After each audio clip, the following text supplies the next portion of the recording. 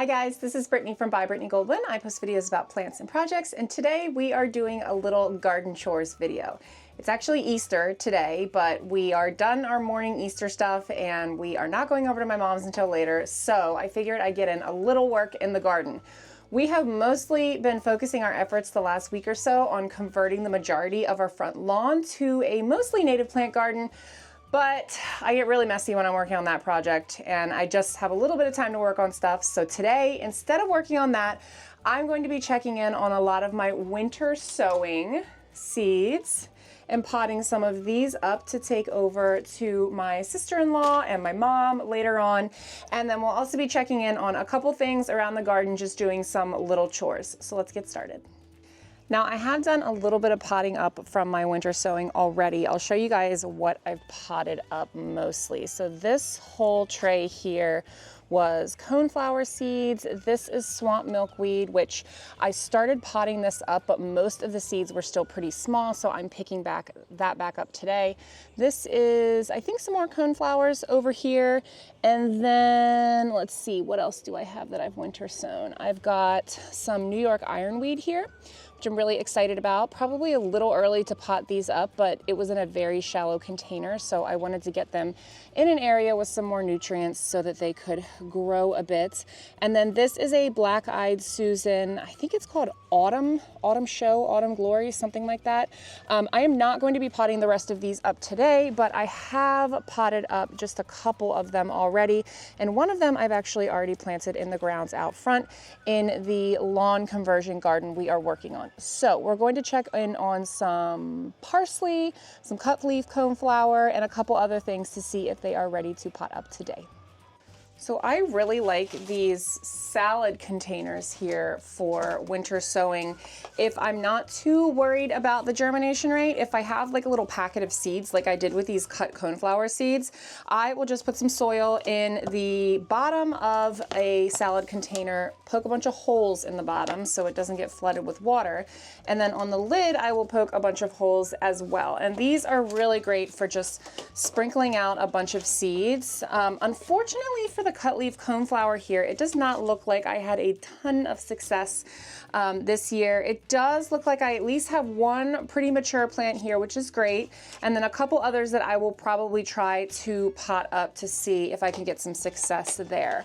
I would leave them in there for a little bit longer, but I'm really looking to clean up some of the space in my garden and pot up some of these winter sowing containers. The goldenrod is one that I am pretty disappointed in. I had 2 containers of goldenrod, none germinated in the other container, and this one I have one little plant. So even though I am looking to clean these up, I think I'm gonna try and keep, oh, there's a second little plant here. I think I'm gonna try and keep these in this container and just take the lid off and put it here in the greenhouse to see if they will grow a little bit more before it's time to pot them up. The parsley is looking pretty good here. So I did all parsley on this side right here, and then over here was all dill. So you can see what had success in this one and what did not.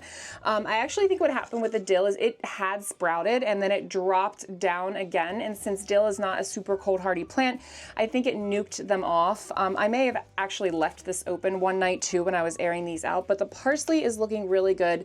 So we will pot these up separately. Parsley is an awesome plant to add to your garden. It is a biennial, which means when you plant it, it'll look really good the first year, it'll die back, and then it'll come back the second year and flower and go to seed that year.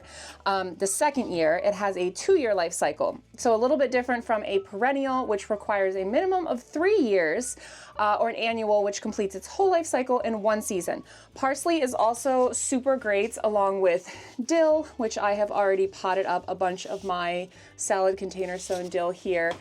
They're really great for swallowtail butterflies. They will lay their eggs around these plants because their caterpillars eat plants in that family. So I plant a ton of dill and parsley in my garden. Even if I'm not planning to eat it, it looks really pretty and it's great for the butterflies. Now, the germination rate on this swamp milkweed was amazing. I have already dug out a bunch of plants from here to pot them up. And these are all seeds that came from my swamp milkweed plant last year. So free plants. You collect the seeds, throw them in here early in the season. They'll get the cold stratification they need, and then you will be able to gently dig them out here, pot them up separately, and plant them elsewhere in your yard, or give them away, or whatever else you want to do. I am also using this method too for some marigolds. They have tiny little sprouts in here, but if I have an excess of seeds that I've saved from the previous year, I will just put some soil in here, sprinkle the seeds, lightly cover them, and keep them either here in the greenhouse or in a sunny area outside once it gets warm enough. This is a super cost-effective way to start seeds, and I have done a ton of that this year.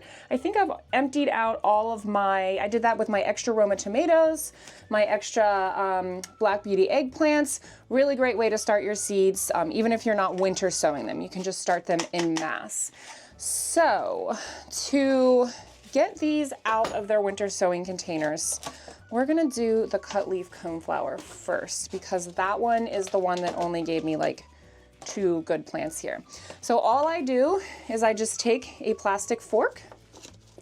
You can kind of look down on the side here because they're clear and see a bit of the root system that is growing. So you want to make sure to try not disturb that root system as much as possible. So I'm going to just stick my fork down in here and then gently pry it up. So what that gives us is this little chunk with a nice little root ball on this cut leaf coneflower. And then I will just put that in its own pot. So I'm going to set this aside right now while I try and dig out the other small one in here.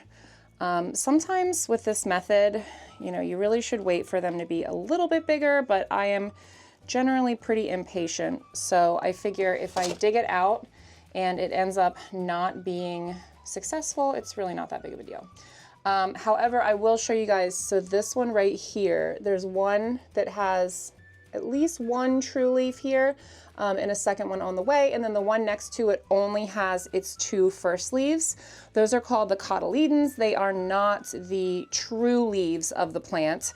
They emerge from the seedling and give the plant what it needs until it can grow its first set of true leaves to really become the plant that you are trying to grow. So I am going to try to pot up this teeny tiny little guy here since it has like 1.5 true leaves. But with these, I'm not going to bother with any of the other plants in here. Well, you know what? There's one tiny little one here that he does have about half of a true leaf. So we can try and pot him up in a little yogurt container and see what happens. Now to pot these up, it's pretty simple. I just have a little thing of potting mix that I always keep mixed up here in my work area. And then I will take my finger and just push down in the middle here so you have like a little indentation. And then I will take the baby plant, gently pop it down in, and pack the soil in around it just enough to give it a little bit of support. And then I will set it aside till I do all of them. Label before I move on because I will definitely forget what this is if I don't label it, and set it outside. Now, if it were super early winter, I would keep the plant inside in the greenhouse here, but it is getting a little bit warmer outside, so we have a little bit more flexibility with our temperatures here.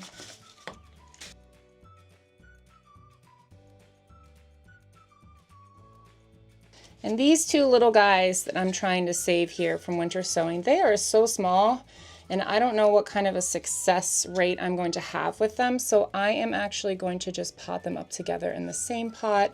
If they both survive and they both end up looking really nice, then we can just separate them in the future. But no use in wasting a whole pot on a plant that we're not even really sure how successful it is going to be. Since it's so small, we're kind of pushing it a little bit with these.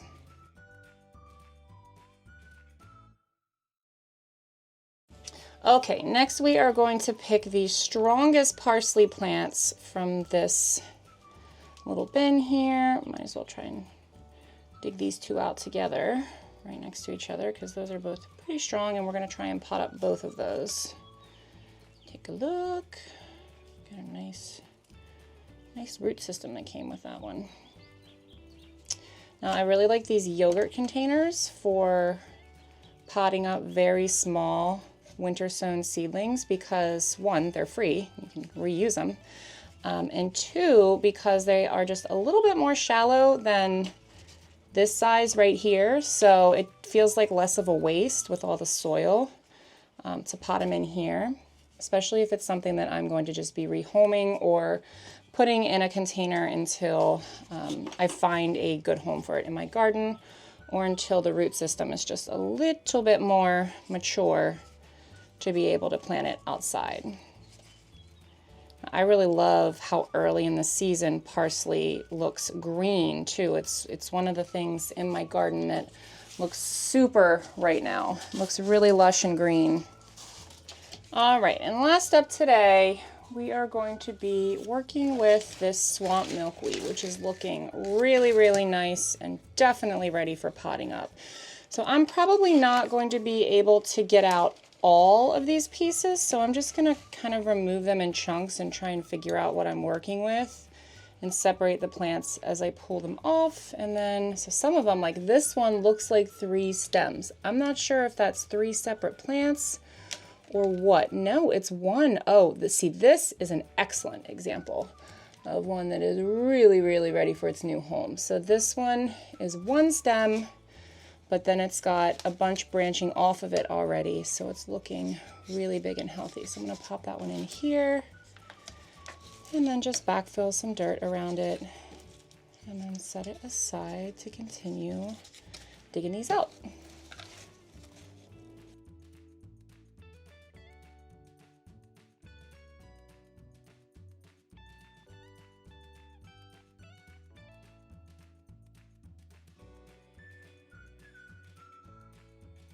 Now it's time to water everything and give you guys a look at all of the different perennials that I have been potting up and working on here. This is just a little wire greenhouse frame that usually has a plastic cover. I found it super helpful for storing some of these perennials out here. And then of course over here we've got a bunch of stuff that I have split off and am getting ready for a plant sale. And then more veggies I'm hardening off over here. Once it gets a little bit warmer like this, it's just so much easier to take the hose out and water everything at the same time. Okay, we're done potting up all of our winter sowing and watering them, so we have 2 more things to do, much easier tasks. The first is to hose off and put away the heater for the season. I am very excited about this. I probably could have done it like a week or 2 ago because I really only used it to heat the greenhouse to like 44 degrees over the winter. This is the BioGreen Palma Twin. It was our first winter using this in the greenhouse. I have a video all about heating the greenhouse if you're interested in that and our thoughts on this heater, but the long and short of it is we were really happy with it. I do recommend investing in this thermostat that comes with it though, because then you can set an auto on and off function to make sure it never drops below a certain temperature in the greenhouse, which was super handy over the winter. So I'm just going to hose this off and then show you guys how I hook back up the temperature and fan system in the greenhouse. So the Backyard Discovery greenhouse comes with a fan already built in at the top, and then the opposite corner on the bottom is just a vent for passive ventilation. So you can plug the fan directly into the power port and just run the fan all the time, or you can plug it into this little guy that also comes with the greenhouse and set on here what temperature you want the fan to kick on. So there's a little temperature sensor on this thing. I need to put a screw and actually hang it up. I'm not going to do that now. But for example, today it is 78 degrees in the greenhouse right now. I could set it so that at 80 degrees, it will kick on and start running the fan. So that way you're not using the fan all the time to run in the greenhouse without stopping and waste power. You could just set what temperature you want everything to kick on at. Now this is super important actually, because even though it's not too hot outside, it actually doesn't take much heat in here for it to start smelling and just feeling kind of musty and stale, especially when I come in here and water everything.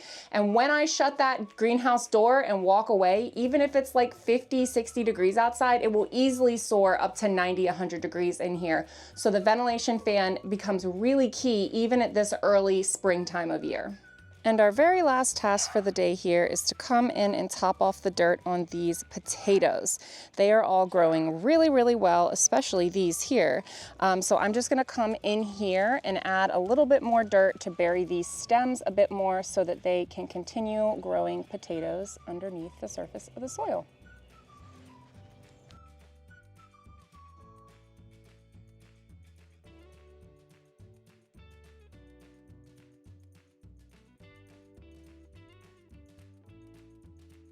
All right, all of my potatoes are topped off and watered. I've cleaned up all of the mess from all of my winter sowing potting up, and my greenhouse is ventilated. Everything is looking pretty awesome in the garden. I have so many videos that I want to film updating on everything, including my early spring green stalk progress here, how the beds are doing, and when it's time to transplant all of my seedlings, I will of course be doing a video on that as well. So until my next video, happy planting!